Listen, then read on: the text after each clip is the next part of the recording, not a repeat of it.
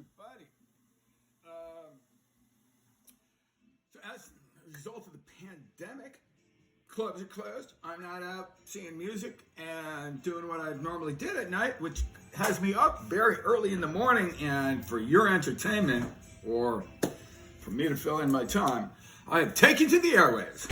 Actually, no, I'm trying to think. I discovered, the wonders of the internet. It's crazy. I mean, like, you can see anything you want, which is good and it's bad. It sort of exemplifies, kind of forces me to recognize my limitations. YouTube, you find anything on it, right? And I'm not real high tech, but you can talk to your remote and it can come up on the television. It's freaking crazy, right? And the thing that is kind of challenging is I recognize that the only thing I flipping watch is surfing, which is that and true crime. I don't know. I feel like a genius. It's like Scooby-Doo for adults, you know what I mean? I knew it! It was the husband. But anyway, so trying to think. Oh, yeah, I saw something funny. I thought I want to be funny. So the other day I made a little video. It wasn't funny. I entertained myself. But it occurs to me the thing that I really wanted to talk about was keeping people alive. A lot of people have been dying lately, not from COVID. And I'm familiar with this because I unfortunately have had a lot of many close and near death, sort of. Like when you're a kid, that sounds cool. Oh my God, I almost died. But, real things, parachute malfunction, even like malaria was really bad one of the times that I got it.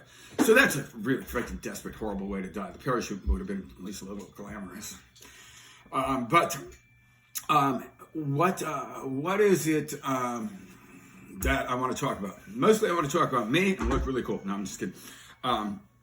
What I think is worth addressing is this fear, right? I have a lot of fear. So I feel like I can speak on this subject because I deal with fear on a greater level than might be my special effects, light flickered. It might not be quite so obvious and apparent that I am such a scared and nervous guy. And the reasons that I have such a heightened state of, we like to call it anxiety, whatever. Call it what you want. Sometimes I find it to be absolute terror, like crippling terror, right? The reason why it might not be so apparent is I don't think it's atypical that, you often overcompensate for the challenges in your life.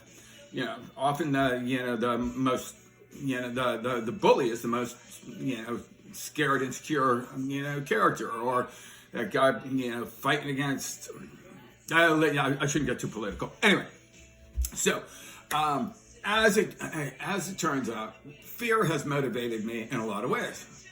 In some positive ways, I have, been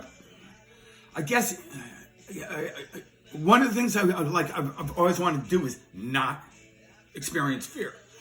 So things that I have found to be challenging, I've often, sort of stepped to the challenge, and I have a great fear of drowning.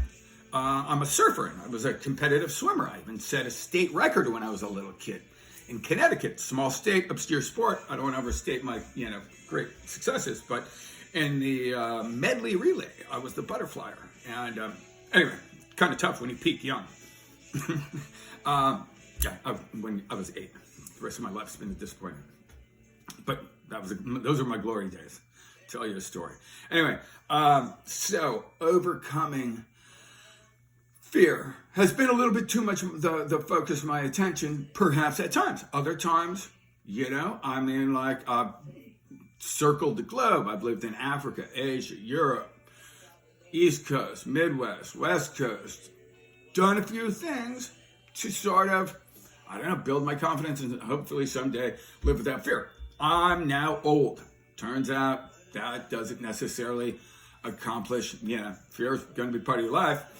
But some of the things that I've done has just been stupid and very dangerous. And some things that I've done have been really, really depressing, very sad.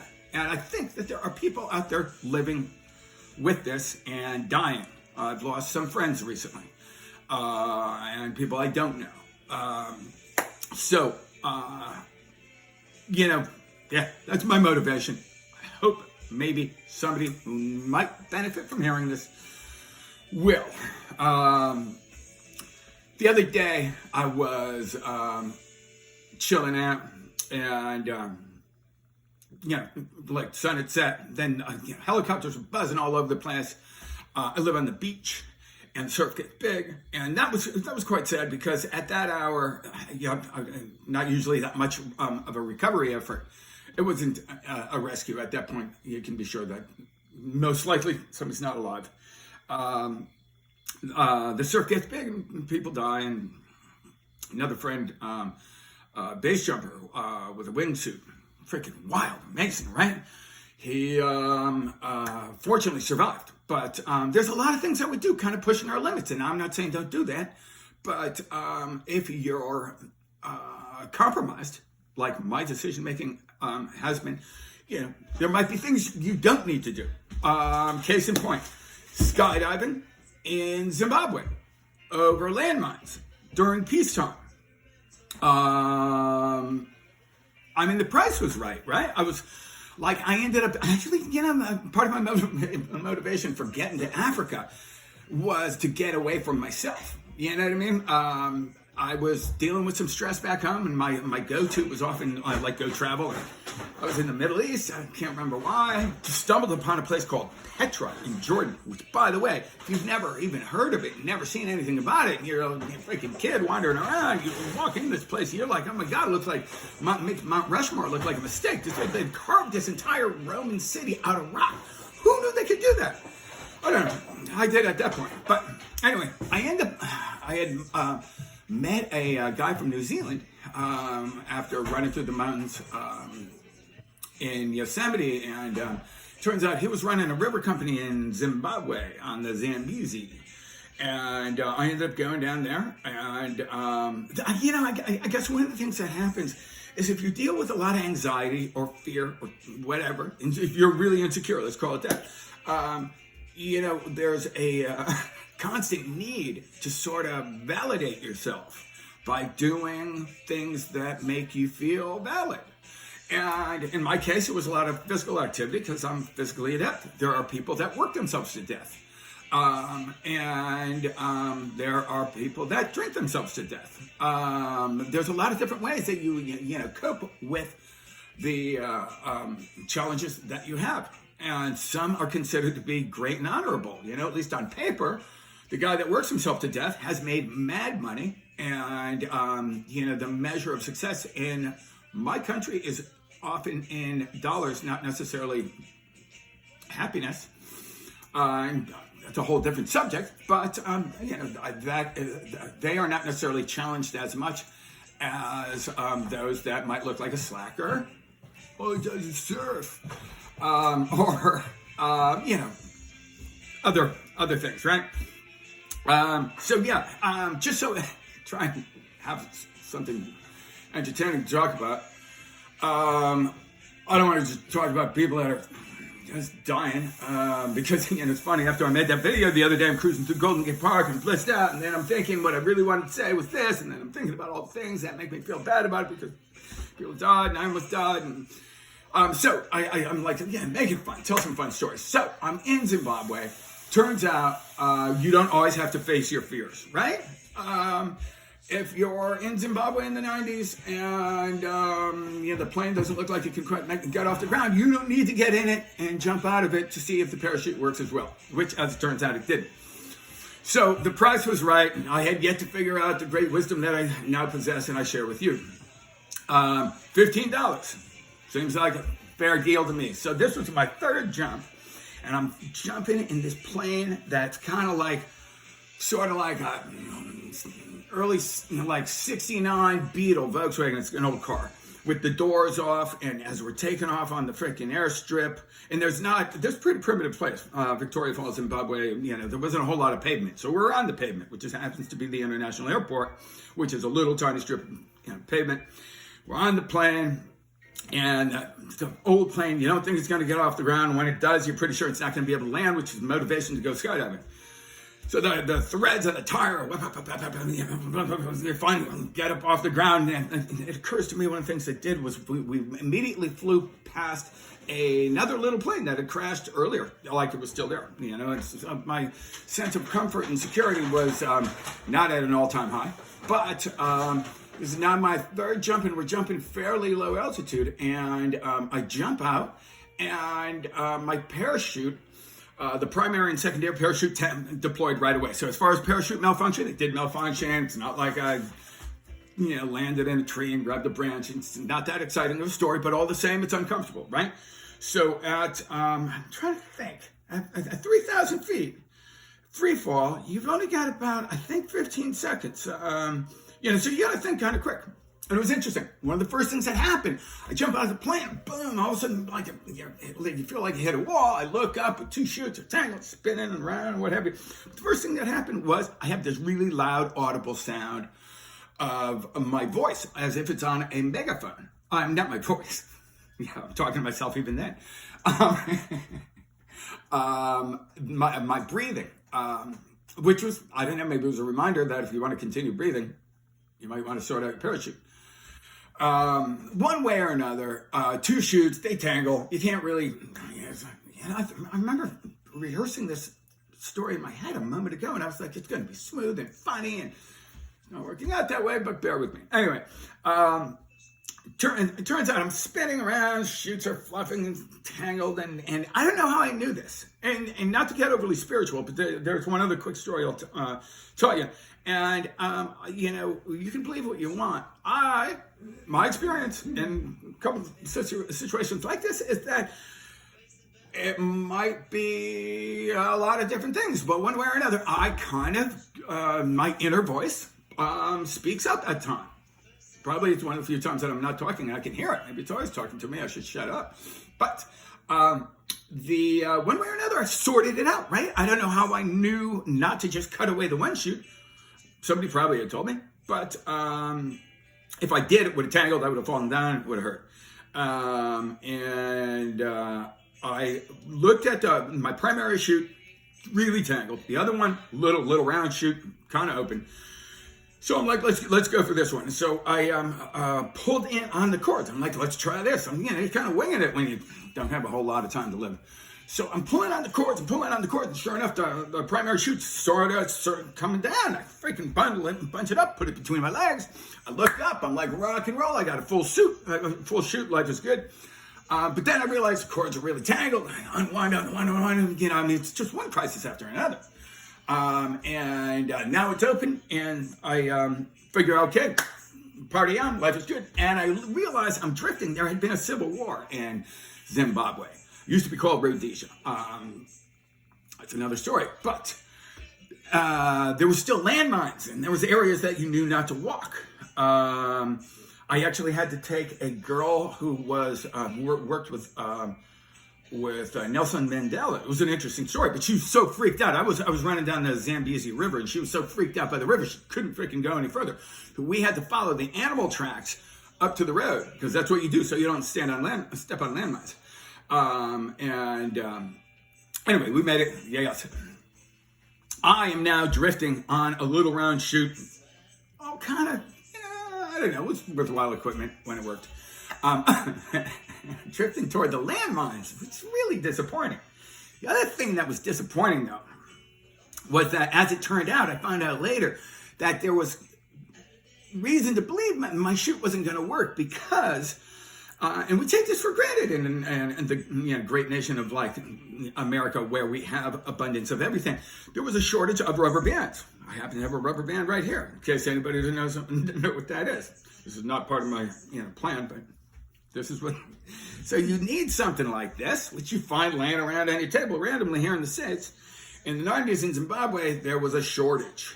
So they took bits of rubber bands and tried to tie them together. Now, what's the rubber band for?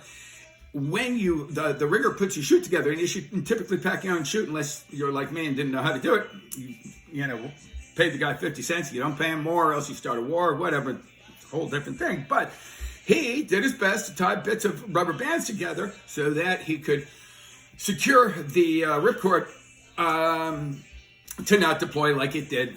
And as it turns out, I guess he didn't tie it quite as well as he had hoped. And that was how, it was the rubber band that almost killed me.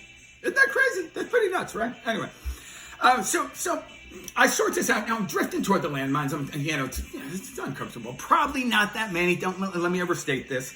The animals blew up most of them. Unfortunate, not trying to make you sad, but whatever. Don't want to over dramatize the story, but I've just had a little mishap. Now I'm drifting toward landmines. So I've got the round chute. You can't really steer it super well. You got like a 5-knot drift, and I figure out that I can pull on some of the cords, pressure cord, turn myself, and I'm drifting. And now I think everything's going to be cool. But sure enough, as I mentioned, there's not a whole lot of infrastructure there in Vic Falls in Zimbabwe in the 90s. So I'm also at the international airport. So I hear the sound of a freaking airliner, like a big plane. It's a different sound. You know what I mean? And I was a little nervous at the time. So I'm like, come on, what else could go wrong? And as it turned out, it wasn't coming. I was able to avoid it.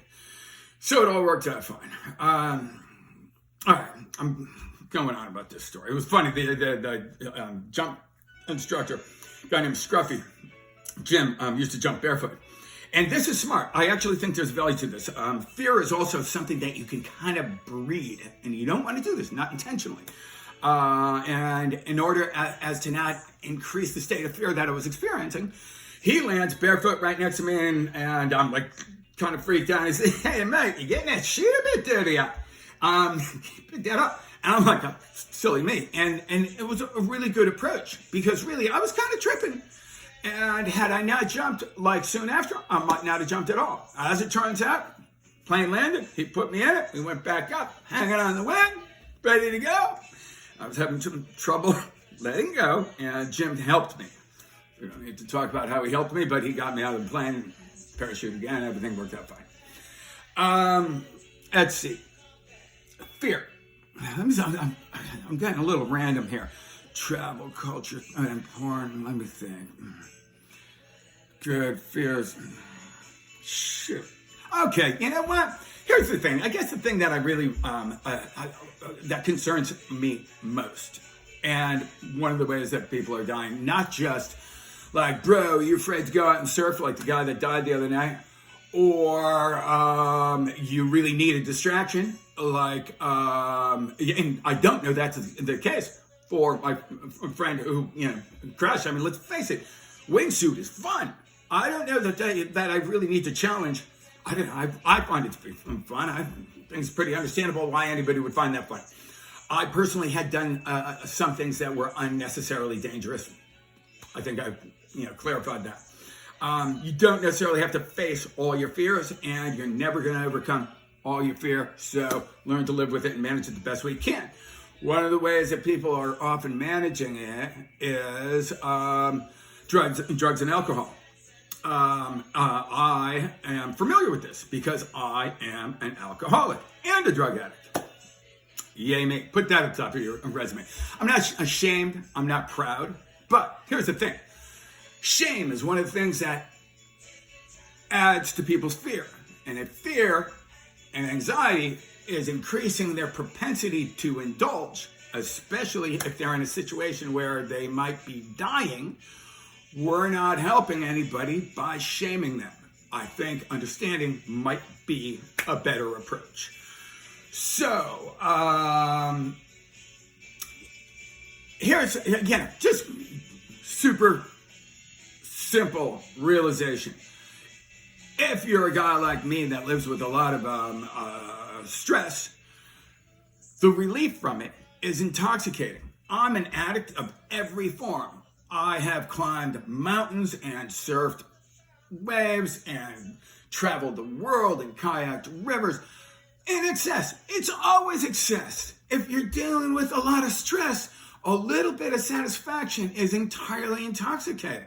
I have 2 hip replacements, 2 broken biceps. I've got no cartilage left in my neck. And that's the good news. Bad news is I've nearly died through indulgence of various forms. If you're dealing with a freaking weight of stress all the time, anything that abates that and pacifies that pain that you deal with it's hard to be like, wow, that feels good. Let's just do it a little. Hey, let's back off. Moderation's best. Just doesn't come naturally that way, right? So, drugs and alcohol, it's interesting. This, not to get too political, but the war on drugs, that's a turf war. Turf war, I'm referencing like gangs, urban gangs, sort of, I will sell drugs on this block, you only get to sell drugs on that block. We've done that sort of internationally, you know what I mean? It's not about keeping the drugs out of, your little angel's hands. The fact is, the drugs are there. None of the drugs that nearly killed me were illegal. There's big pharmaceutical companies that made huge money, and that's it. All right, let's move on from that. Let me think. I don't know. I don't know that there's anything. Sometime I'll tell you interesting stories climbing mountains and. Let me think. The surf one, that was really, really depressing. So the skydiving, that is almost convenient. As a high stress guy, I find the distraction of the being able to focus on one particular thing, like trying to sort out a parachute, almost relaxing because you're not freaking spinning your head about like, wonder if somebody's going to hack my computer. Back then we had computers, but anyway. What was really not fun was sometimes I surf. I surf a lot. I surf every day, and it looks like the sun's up. So fortunately, that means I'll cut this short. But in order to sort of like not. Abate the freaking stress that I was dealing with. The surf was flipping huge. I was at a place called Hazards Canyon because the whole flipping coast was just blowing up. Nobody was surfing anywhere except for the big wave contest at a place called Mavericks. And there was an outbound current that's just freaking heading north, hitting off this reef, rushing a quarter mile out to sea. And I'm like, you know what? All I need, I'll be better after I do this, which is sometimes good. You know what I mean? Go ahead, go for, like a little exercise. Do it. Go do yoga. I like yoga. Do healthy things. This wasn't a real healthy thing, but it seemed like almost, due to my limitations, a necessity. And I jumped in the water and jumped in that freaking rushing out to sea. Didn't even have to paddle that hard. Turned around, dropped in on the first wave. And as I kicked out, the freaking leash snapped. So the thing is when you're on an outbound current on a surfboard, you can grab a wave and come in. Without your surfboard, you're in a current heading out to sea. And that particular event was not fun. You sort of, initially you panic. Immediately the leash goes, I'm like tripping, like I have a real issue right now. And there's nobody that can do anything for you because you can't even see past the waves and those spray off the waves. Horrible situation. And in that case, I guess the only thing that's kind of interesting about this went on for a long time. You can't swim fast enough to be able to duck under the waves that are freaking crashing on your head. You're looking at the trees in the foreground, the mountains in the background. You realize you are not making progress and you're going to die. So in that case, interestingly enough, I got to the point, this was interesting. You really, I thought about my kids and you're like freaking really disappointed in yourself. You're a flipping loser if you didn't. I guess I knew subconsciously. I didn't realize why I was doing these things, but subconsciously I knew that I was making bad choices. Even the leash was not that flipping good. And, I was the only idiot on the coast, except for the professionals at Mavericks that was surfing most likely. Whatever, right? So, fear, depression, anger, it's all going through your head. You got a little bit of time, you're freaking alone, you feel tiny. You just are so insignificant compared to the forces of nature. The Pacific's the biggest ocean in the world. Doesn't have to be that big to let you know that you have very little to say about your future in a situation like that. So I played the final card. Really did. Looked up, who knows where, who might be listening, but this is a good time to try and get anyone's attention that might be able to help you out. And I said, I'll be good. I'll try harder.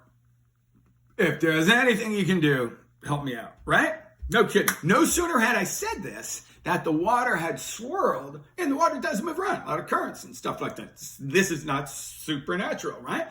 But swirls and puts me right next to the reef. Reef being like, can be made out of coral or rock. Basically, it's a hard, object. Could be a sunken ship can work as a reef, or concrete. Anyway, in this case, it's stone, natural formations, sticking out, 100 yards into the ocean. And massive waves are freaking landing on this thing and boom, blowing up. I mean, it was flipping massive. The force of nature is truly fascinating unless you're about to be drilled into the little cracks of the rock because you've made bad choices. So you have limitations of fear. Anyway, I immediately think, thanks for nothing. I'm going to freaking die. I'm out of here. And that voice, that little voice of reason, whatever that might be, you can call it a lot of different things like, hey, big guy, where are you heading? Hawaii? Japan's out that way. And in fairly rapid succession, it came clear to me. The only flipping way I'm going to live is, it might hurt, but you got to let the freaking waves blow you up that reef. Somebody will find you. At least they'll find your body. Otherwise, they're probably not going to find your body. The wave flown up, freaking swim over, grab on the kelp. It's seaweed. Hold on, and the water drains like off the edge of the freaking reef, the cliff, and now I'm freaking dangling, and the wave's about to stuff me into the rock. So I dive into the wave, and as that surged up, I freaking scrambled, held on to the kelp. Next wave just freaking imploded, and it's truly amazing the amount of force. You think you're gonna really die, but it just spit me out with all the spray and what have you. Scooted me down the reef, and I didn't even get that hurt. Rattled me, really flipping rattled me. Made it really hard for me to surf after that because there's an element of confidence, and you got to assert yourself. You know what I mean? And it was really hard for me not to paddle and just be like, "You're a loser." Don't drop in. You can't do this. Because here's the thing. I've had a handful of. More recently, I had a very, very scary situation climbing Matterhorn Peak. Freaking not proud of that. That was just not cool. It's just reckless, stupid, and I'm not. Anyway, not good. What do they call that? Bad. Like, don't put yourself down. Doesn't help. I'm working on it. We all have issues, right? But anyway, if you don't take a minute to address what it is, like if you have an air. If things are dangerous, like take a minute, chill, think about it. Like if you don't take those things seriously, you might not get another option to be able to review. My youngest daughter at one point counted. I had forgotten about how many times things were a little not so safe. And now that I think about it, I'm not sure that makes me a good parent, because if your kid is counting the amount of times that almost died, I'm sorry. I got to make a phone call. Oh, shoot, I forgot special effects. Wait a minute, check this out. Yeah, buddy, there's this thing called the internet. You can find anything on the internet. And one of the things you can do is make these lights. Let's go with the blue light. Maybe I shouldn't turn that on. No, let's go with special effect. Anyway, here's another thing that high stress kind of guy suffers with. Options are good, right? Up to the point of having too many options. Internet. It's actually stressful for me because once I figured out you can find any flipping song you want on your little phone, right? Well, here I am, like, I know what I want here. Boom, I put it on. But then I'm like, but I can hear any song. And all of a sudden it becomes stressful. Is this the best song? Because I need to make the best choices. I really can't complicate things a whole lot. Anyway, that's kind of funny, but I have run into that complication.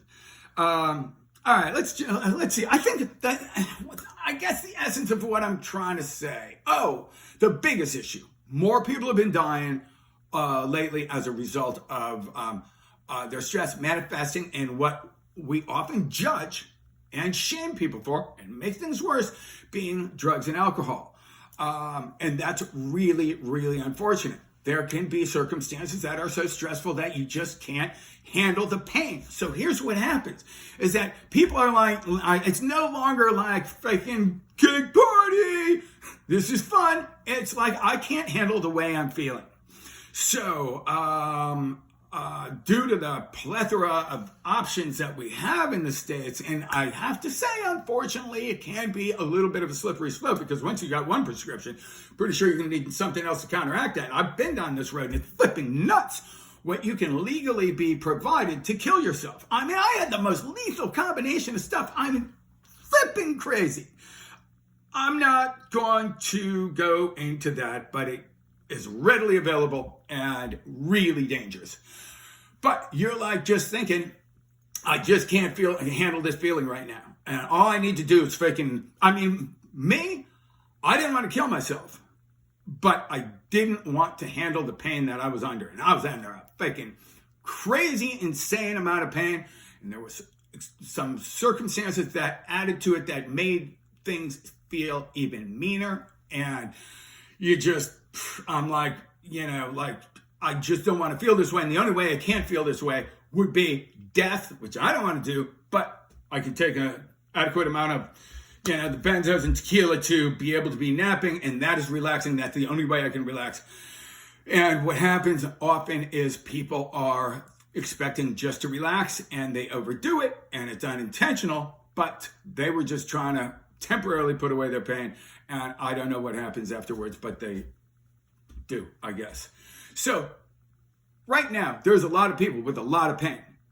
There's difficult circumstances that are on an increased level around the world.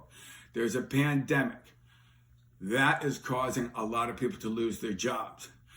There's also an air of nastiness that has been ramped up in my country lately, where sometimes it's seen as success if you just pissed off the other party. Be kind, people. People are flipping dying. It's not a grudge match. We're all in it together. Let's be cool to each other. Don't die. Be happy. If you're feeling super stressed, try and find healthy ways of dealing with it. I don't have the answer to that, but some of the things that I have found to be a little bit more healthy. Yoga hasn't cost me any body parts, and hopefully I can still climb. The sun is up. I'm going to go surfing, which I no longer do for like extended periods of time. I had to limit myself to 3. No, now I don't surf more than twice a day. And I do work, by the way. I'm a designer, and I'm good at what I do. Fortunately, I've been able to navigate my life to something that I really passionately enjoy. I design and create exterior environments. But anyway, sun's up. I'm going surfing. Please be kind, be considerate, and understand this. Like, we all care. We all care, at least in as much as how it's going to affect us. At the very least, I don't want to feel like I'm contributing to whatever your demise is, because it looks like you're. Okay, that's harsh. That's the thing is, try and understand. Like, people want to treat your symptom. Your symptom is you're overindulging. The cause, I would suggest, is what we really want to look at. What are you really stressing about? What is it that we can do to mitigate that? That's all from me. I'm going surfing. Love you guys.